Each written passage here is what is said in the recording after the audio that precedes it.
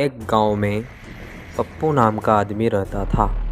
उसके परिवार में उसकी माँ, उसकी पत्नी शांता और उसका बेटा चिंटू रहता था। एक दिन चिंटू अपने दोस्त के साथ खेलते खेलते जंगल में चला गया। उसके दोस्त चंदू ने कहा, हम आज बहुत दूर आ गए हैं, हमें जल्दी घर चलना चाहिए। चिंटू ने कहा, चलो चलते हैं। इतने में वहाँ एक सुंदर लड़की आती है।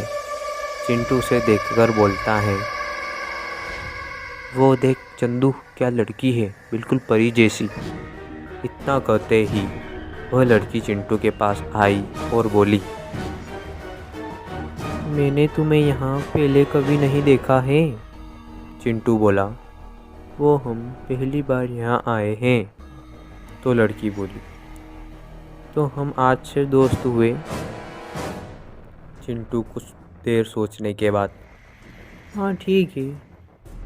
लड़की बोली, अच्छा, आज मेरा जन्मदिन है तो मेरी तरफ से ये लो चॉकलेट। चिंटू और चंदू चॉकलेट लेकर वहाँ से निकले और कुछ दूरी पर जाने के बाद चंदू बोला, चॉकलेट खाना मत, फेंक देना। चिंटू बोला, पर क्यों?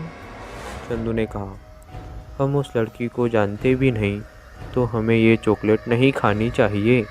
और चंदू ने चॉकलेट वहीं फेंक दी। इन बातों को सुनकर चिंटू ने चॉकलेट जेब में रखी और बस फेंकने का नाटक किया, जिससे चिंटू को लगा कि उसने चॉकलेट फेंक दी। दोनों घर आए और सो गए। चिंटू चॉकलेट के बारे में भूल गया था। चॉकलेट उसके जेब में ही थी। रात को चिंटू को 12 बजे के आसपास वही लड़की सपनों में आती है। चिंटू जग जाता है। चिंटू को वो लड़की अपनी खिड़की पर खड़ी दिखती।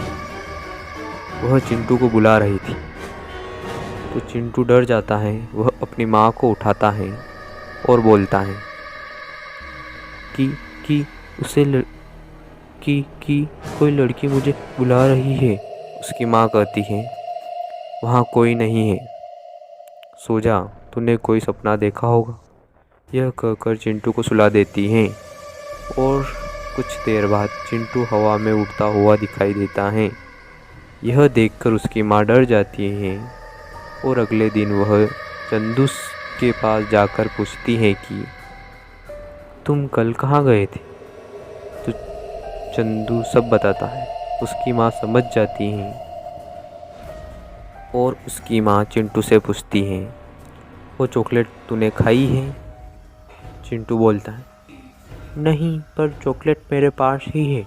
उसकी माँ चॉकलेट को निकाल कर फेंक देती हैं और चिंटू ठीक हो जाता है। दरअसल वह लड़की एक भूतनी थी जो सबको चॉकलेट देकर अपने वश में करती है। पर चिंटू ने चॉकलेट खाई नहीं थी, इसीलिए चिंटू बच गया।